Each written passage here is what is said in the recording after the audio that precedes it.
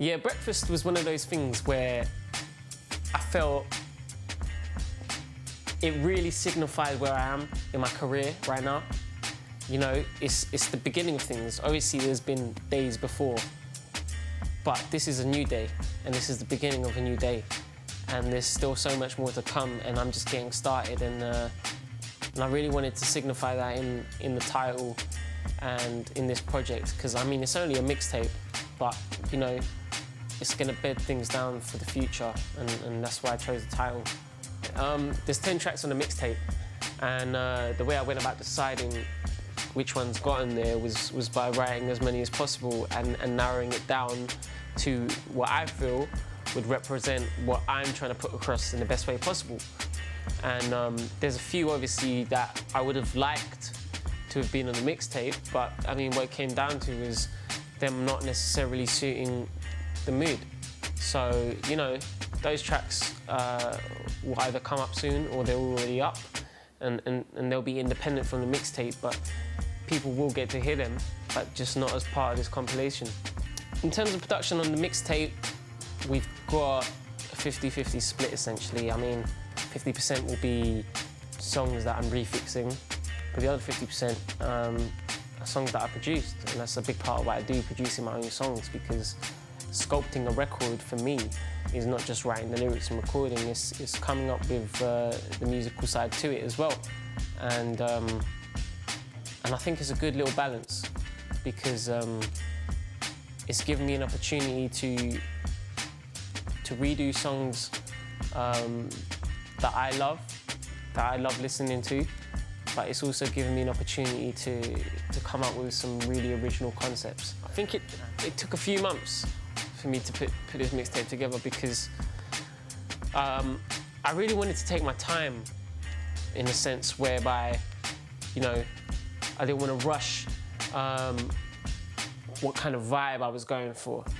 I wanted to just make the tracks quite organically, and that's why I think it took me almost like the best part of a year to put it together. And you know, there were certain tracks that are on the mixtape that I've already had completed. There were certain ones which I wrote completely fresh that didn't make it. So, you know, it was one of those things where you've just got to do what you've got to do, and this is going to be my, I guess, big impression for the world on a grand scale. So I just had to make sure that I took my time and got things right, and hopefully that will come across in the music. My favourite track on the mixtape will have to be... There's two. The first one I'd say is Dreams, because it really, really does resonate with me for where I am at the moment, chasing my dream.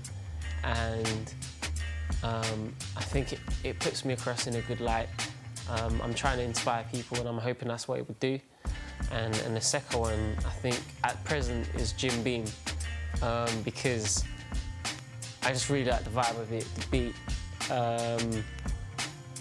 and the concept as well. It's quite abstract in a sense that I'm playing a character.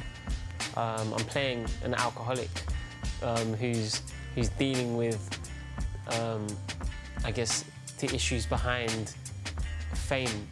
And if you go one step further than that, the reason why he's famous is because he keeps winning the lottery. And it was a really great piece for me to write, and I think when I listen back to it, I really do understand the craft. So for me, that's why it's also one of my favourites. I think it would be nice for people to get a sense of my character, that I'm a very diverse person, and my state of mind does fluctuate between different personas. And I did want that to come across. I made sure I paid attention to that coming across, in the sense that, you know, I allowed myself that creative freedom to write different kinds of tracks and to produce different kinds of tracks. And I think just a better insight into who I am is what I'm looking to achieve from it, but also, you know, a better exposure as well. So that the next project has an opportunity to flourish that little bit better. Since my last two projects, a lot's changed. I've been through a lot, you know. personally and professionally. And essentially what it's come down to is me implementing the experiences that I've been through over the last few years. And I'm now in a position where I look at music even more so as an art form, but even more so as a business. And I guess what I've done is enhanced my understanding of what the music industry requires. But at the same time, I've improved my art form, so I guess all round, I've improved all round. And it's given me an opportunity to really present myself in a very honest format, because I know now how to do it properly, and that's where we are. Yeah, the Lose My Balance tune had a good reception, and the video had a good reception as well. And I think the fact that in both the music and the video, it's essentially about the performance.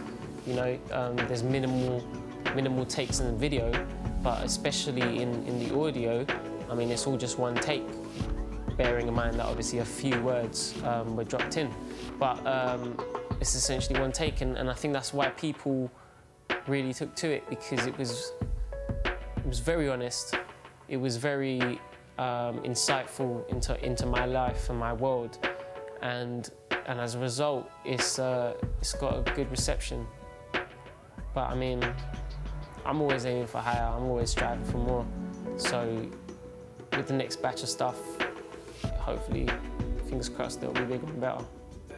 At present, you know, I've got something in place, something I've recorded with the Street Orchestra, which was produced by myself as well. We recorded that last year, and you know, a few of the tracks as part of that project look pretty certain to be on the next one.